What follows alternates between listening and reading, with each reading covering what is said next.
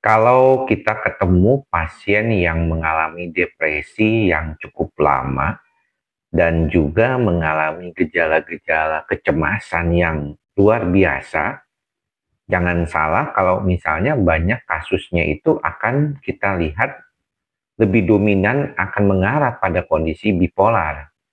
Jadi memang teman-teman kalau dulu gangguan bipolar itu kan banyak ditandai oleh gejala-gejala manik dan depresif yang kadang kita lihat tuh ekstrim sekali ya kondisinya. Jadi depresinya tuh berat sekali sampai mau bunuh diri gitu. Kemudian pada saat manic tuh luar biasa ya, royal spending banyak ya, reckless, ngomongnya besar ya, hiperbola seperti itu sampai akhirnya membuat dia rugi sendiri, kadang-kadang bisa banyak keluar uang gitu, beli-beli barang yang gak jelas seperti itu. Nah belakangan kondisi gangguan depresi yang disertai gejala-gejala manik itu jarang, malah pasiennya datang dengan keluhan-keluhan yang cemas yang sangat, tapi disertai oleh gejala-gejala anger atau marah, dan juga gejala seperti agitated atau gelisah yang sangat luar biasa, sama sekali kayaknya nggak bisa diem, irritable, ya rasanya kayaknya gampang tersulut, sensitif, baperan, dan gejala-gejala mood yang terkait dengan depresi ditambah dengan gejala-gejala tadi, ada lagi satu lagi masalah konsentrasi atau attention ya, jadi perhatian yang menurun, itu bisa jadi mengarah ke suatu kondisi yang namanya gangguan bipolar sebenarnya.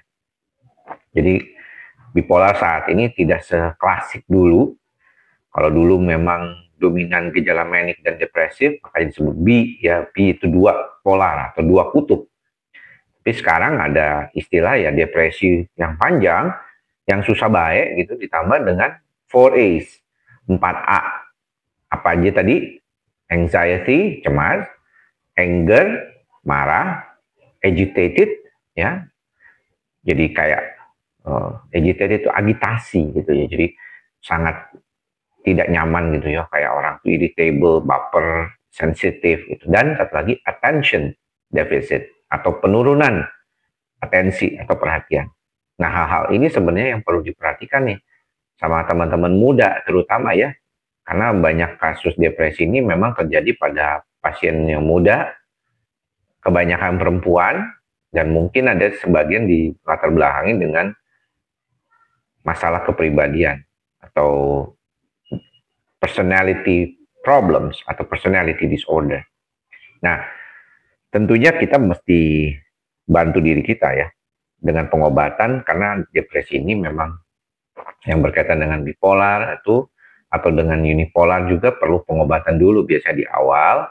Nanti setelah pengobatannya sudah lebih baik, si pasien bisa membantu dirinya dengan menggunakan psikoterapi, olahraga, dan terapi behavior atau terapi perilaku lainnya. Namun yang paling utama ya tetap berolahraga dulu, karena itu penting sekali. Dan dikaitkan dengan hal ini, kita berharap kemampuan untuk mengolah pikirnya pada pasien-pasien itu bisa membantu dirinya itu untuk lebih baik. Bukan cuma sekedar makan obat, tapi juga kemampuan mengolah pikir. Nah ingat, bipolar ini kasusnya tuh cukup banyak ya, gangguan mood yang cukup dominan, bukan cuma depresinya saja, tapi juga memerlukan upaya yang panjang ya, yang bahkan membuat kadang-kadang pasiennya sendiri capek, ya rasanya udah kayak nggak mau lagi deh hidup gitu, makanya kayaknya kok capek banget nih punya perasaan yang naik turun seperti ini gitu ya. Maka daripada itu teman-teman harus belajar untuk mengatasi kondisi gejalanya itu dengan baik, dengan pengobatan, dan yang kedua adalah belajar untuk tetap latihan ya perilaku maupun pikirannya supaya makin lama makin stabil. Ini yang mungkin perlu diperhatikan, karena kalau enggak kita akan berputar-putar di situ-situ aja, nggak balik-balik.